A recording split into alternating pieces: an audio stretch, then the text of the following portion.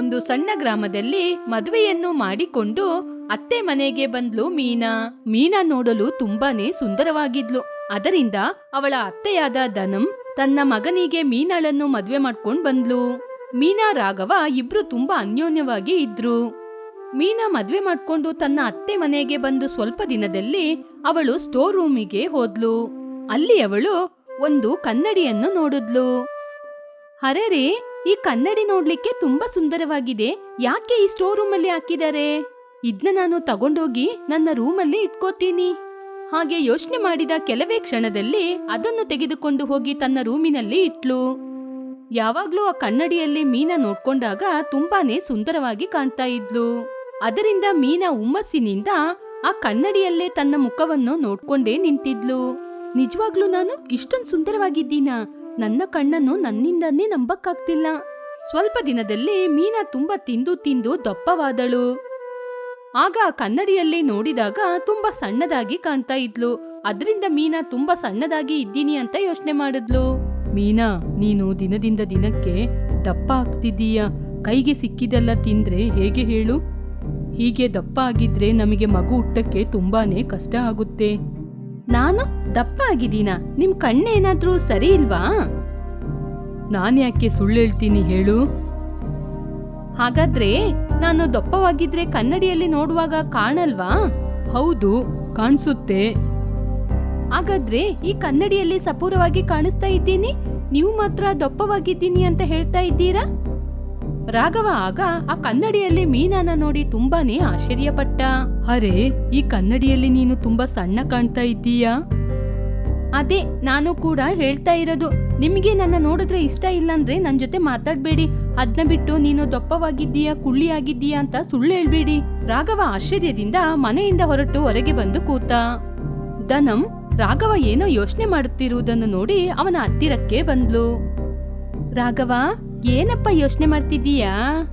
ಅಮ್ಮ, ಮೀನನ ನೋಡಿದ್ಯಾ? ದಿನದಿಂದ ದಿನಕ್ಕೆ ಹೇಗೆ ದಪ್ಪ ಆಗ್ತಿದ್ದಾಳೆ ಅಂತ.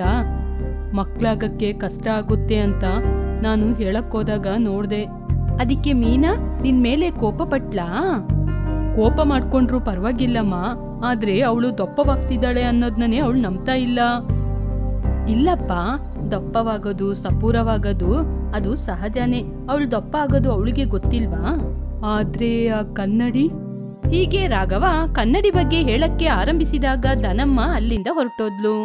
ರಾಘವ ನಿಧಾನವಾಗಿ ಆ ವಿಷಯವನ್ನು ಮರೆತು ಬಿಟ್ಟ. ಮೀನಾ ದಿನದಿಂದ ದಿನಕ್ಕೆ ದಪ್ಪ ಆಗ್ತಾ ಇದ್ಲು.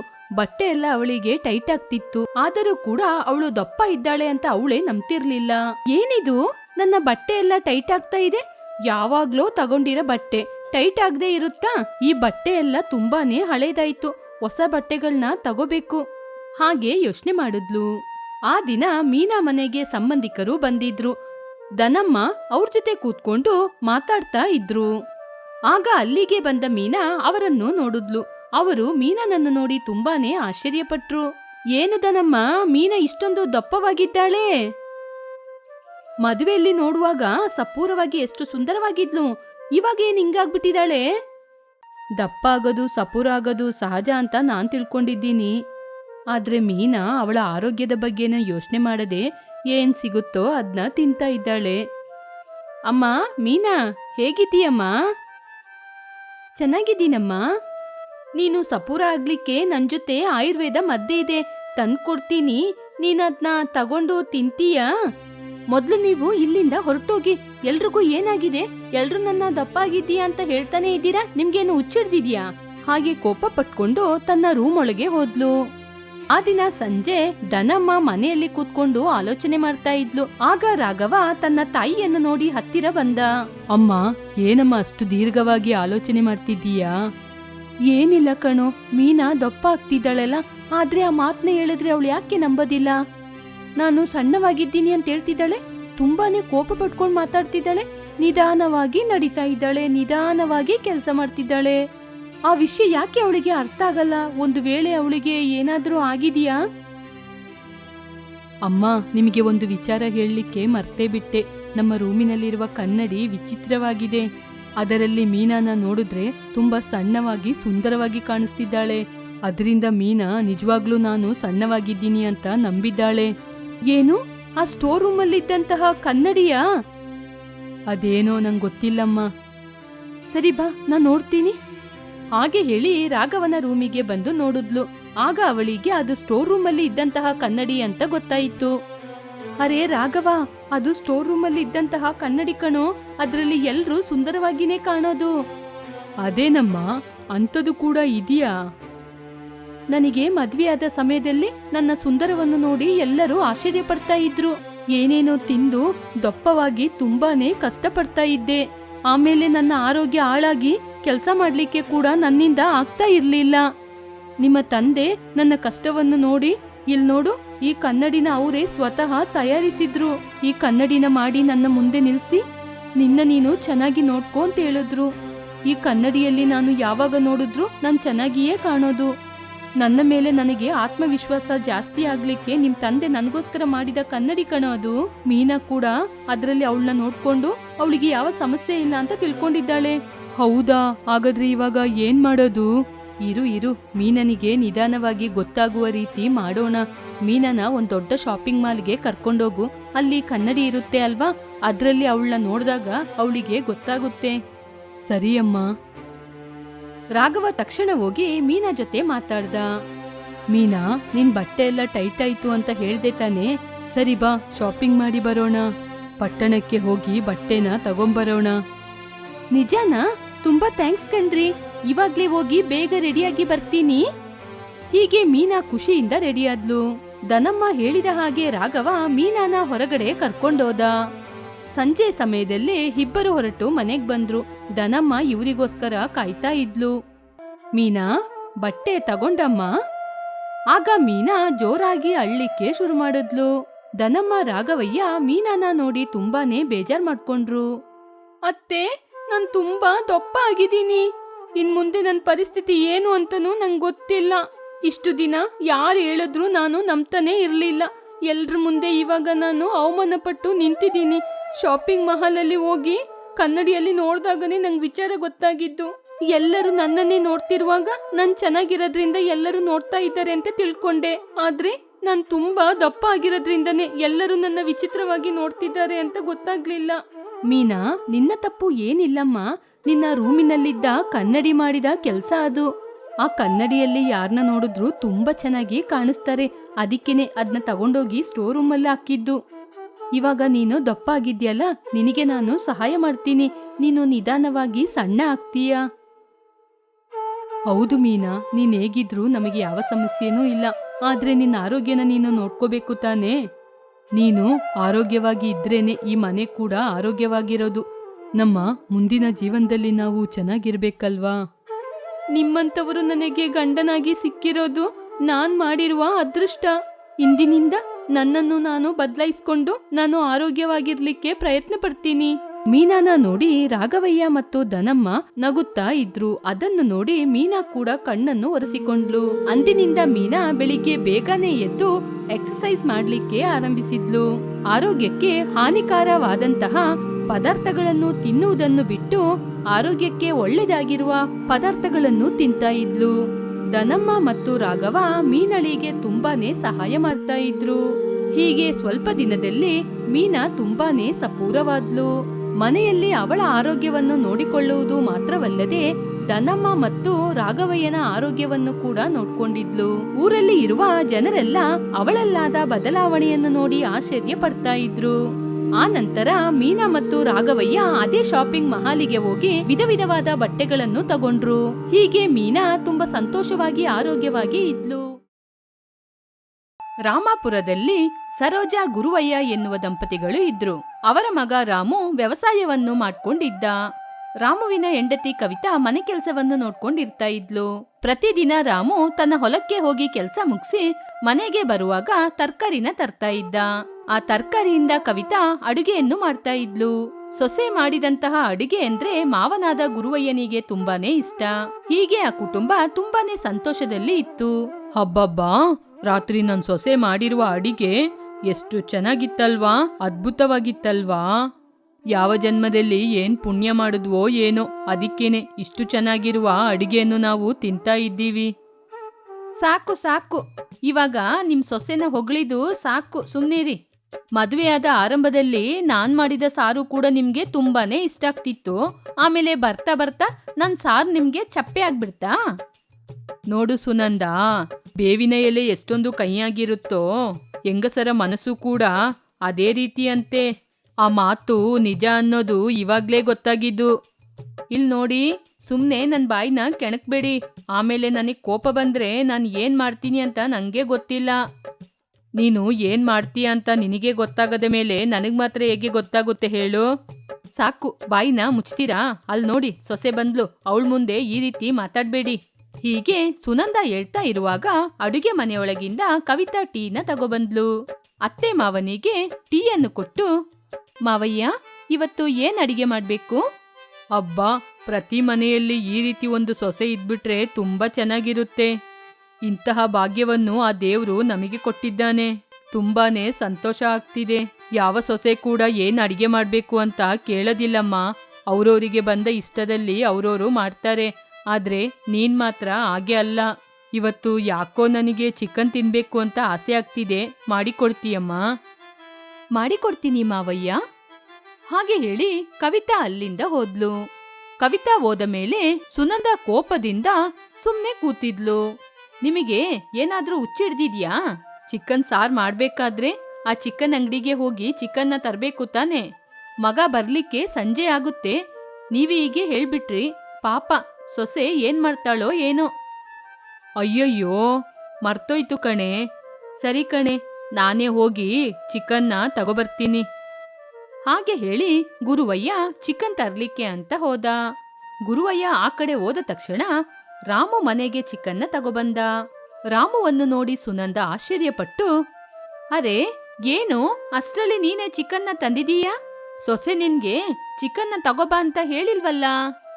ಅರೆ ಏನಮ್ಮ, ಕವಿತಾ ಕೇಳುವಾಗ ನಾನ್ ಕೂಡ ಮನೆಯಲ್ಲೇ ಇದ್ದೆ. ಕವಿತಾ ಅಪ್ಪನ ಜೊತೆ ಏನ್ ಮಾಡ್ಬೇಕು ಅಂತ ಕೇಳಿದ್ಲಲ್ವಾ, ಆವಾಗ್ಲೇ ನಾನು ಹೊರಗಡೆ ಹೋಗಿ ಚಿಕನ್ನ ತಗೊಬಂದೆ. ಹೌದಾ, ಅದು ನನ್ಗೆ ಗೊತ್ತಾಗಿಲ್ವಲ್ಲ. ಅತ್ತೆ, ಏನಾಯ್ತತ್ತೆ ನಿಮ್ಗೆ? ಆರೋಗ್ಯ ಚೆನ್ನಾಗಿದೆ ತಾನೇ? ನಿಮ್ ಮಗ ಇದುವರೆಗೂ ಮನೇಲಿ ತಾನೇ ಇದ್ರು. ಮಾವ ಚಿಕನ್ ಬೇಕು ಅಂತ ಹೇಳಿದ ತಕ್ಷಣ ಇವರು ಹೊರಗಡೆ ಇದ್ರ. ನಾನು ಹಾಗೆ ಹೊರಗಡೆ ಹೋಗಿ ಹೇಳ್ದಾಗ ಅವರು ಹೊರಗಿಂದ ಹಾಗೆ ಹೋಗಿ ತಗೊಬಂದ್ರು. ನೀವ್ ಯಾಕೆ ಅಷ್ಟೊಂದು ಚಿಂತೆ ಪಡ್ತಿದ್ದೀರಾ? ಯಾಕತ್ತೆ?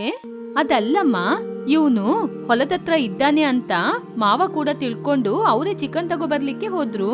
ಅಯ್ಯೋ ಅತ್ತೆ, ಏನ್ ಕೆಲ್ಸ ಮಾಡ್ಬಿಟ್ರಿ? ಇವಾಗ ಚಿಕನ್ ಎಲ್ಲ ವೇಸ್ಟ್ ಆಗುತ್ತೆ ಅಲ್ವಾ? ಹೀಗೆ ಕವಿತಾ ಮತ್ತು ಸುನಂದ ಮಾತಾಡ್ತಿರುವಾಗ ಗುರುವಯ್ಯ ಚಿಕನ್ನ ತಗೊಂಡು ಬಂದ. ಗುರುವಯ್ಯನನ್ನು ಕವಿತಾ ಮತ್ತು ಸುನಂದ ನೋಡ್ಕೊಂಡೇ ನಿಂತಿದ್ರು. ಅದನ್ನು ನೋಡಿ ಗುರುವಯ್ಯ ಗೊಂದಲದಿಂದ, ಏನು, ಯಾಕೆ ನೀವಿಬ್ರು ನನ್ನ ಹೀಗೆ ನೋಡ್ತಾ ಇದ್ದೀರಾ? ನಾನೇನು ದೆವ್ವನಾ? ನಿಮ್ಮ ಮಗ ಕೂಡ ಚಿಕನ್ನ ತಂದಿದ್ದಾನೆ. ಇವಾಗ ನೀವು ತಂದಿರುವ ಚಿಕನ್ನ ಏನ್ ಮಾಡೋದು? ಪರವಾಗಿಲ್ಲ, ಇದನ್ನ ಕೂಡ ಬೇಯಿಸಿ ಇಡೋಣ. ಏನಪ್ಪ ನೀವು, ನಿಮ್ನ ಯಾರು ಚಿಕನ್ ತರ್ಲಿಕ್ಕೆ ಹೇಳಿದ್ದು? ನಾನು ತಗೋಬರ್ತೀನಿ ತಾನೆ. ಸರಿ ಕಣೋ, ಅದ್ರಲ್ಲಿ ನಾನು ಚಿಕನ್ ಸಾರ್ನ ಮಾಡ್ತೀನಿ. ಆ ಸಾರು ಮಾಡಿ ತುಂಬಾ ದಿನ ಆಯ್ತಲ್ವಾ? ಏನು, ನೀವು ಬೇರೆ ರೀತಿ ಸಾರ್ ಮಾಡ್ತೀರಾ? ಆಹಾ, ಎಷ್ಟು ದಿನ ಆಯ್ತು ಅಮ್ಮ ಮಾಡಿದಂತಹ ಸ್ಪೆಷಲ್ ಆದ ಸಾರಲ್ಲಿ ಊಟ ಮಾಡಿ. ಹೌದತ್ತೆ, ನೀವು ಮಾಡುವಂತಹ ನಾನ್ ವೆಜ್ ಸಾರಂದ್ರೆ ಅವರಿಗೆ ತುಂಬಾ ಇಷ್ಟ ಅಂತ ಹೇಳ್ತಾನೆ ಇರ್ತಾರೆ. ನಾನ್ ಬಂದ್ಮೇಲೆ ನೀವು ಸಾರೇ ಮಾಡೋದಿಲ್ಲ ಅಲ್ವಾ? ಇವತ್ತು ನಿಮ್ದೇ ಆಟ. ನಿಮ್ಮತ್ತೆ ಆ ನಾನ್ ವೆಜ್ ಸಾರ್ನ ಮಾಡಿದ್ರೆ ಊಟ ಮಾಡದೇ ಇರೋರು ಕೂಡ ಊಟ ಮಾಡ್ತಾರೆ. ಸರಿ, ತಡ ಮಾಡದೆ ಬೇಗ ಮಾಡೆ ಸುನಂದ, ತುಂಬಾ ಹಸಿವಾಗ್ತಿದೆ.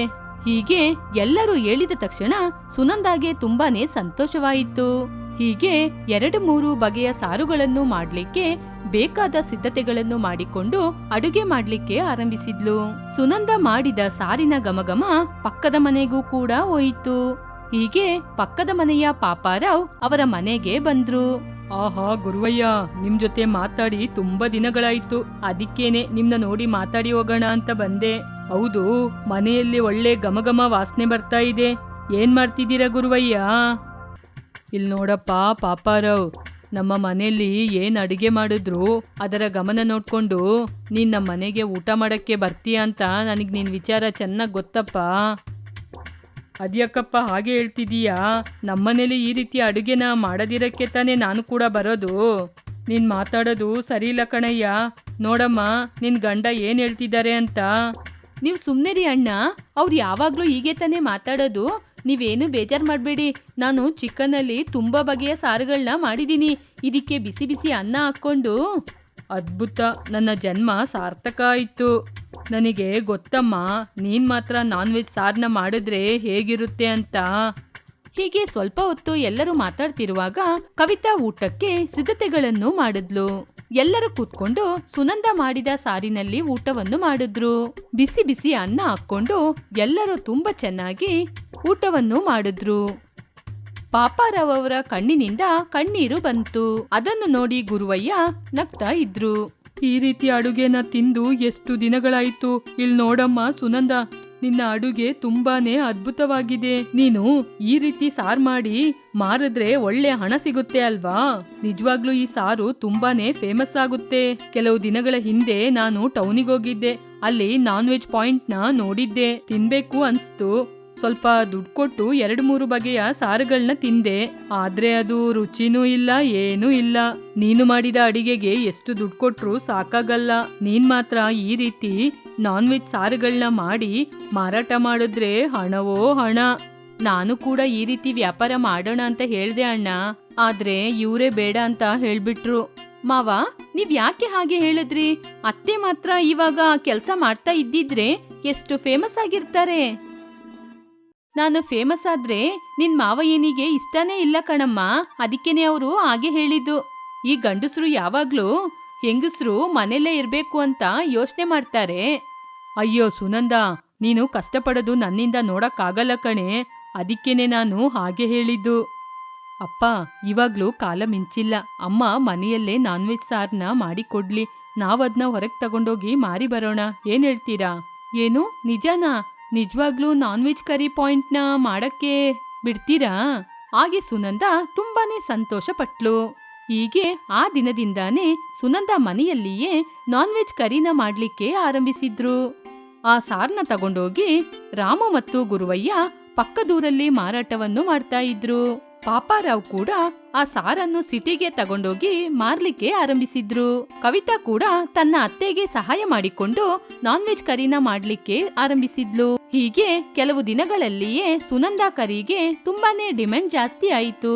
ಹೀಗಿರುವಾಗ ಅವರ ಮನೆಗೆ ಸಿಟಿಯಿಂದ ಒಬ್ರು ಸೇಟು ಬಂದ್ರು. ಇಲ್ಲಿ ನೋಡಿಯಮ್ಮ, ನಿಮ್ಮ ನಾನ್ ವೆಜ್ ಕರಿ ತುಂಬಾನೇ ಫೇಮಸ್ ಆಗಿದೆ.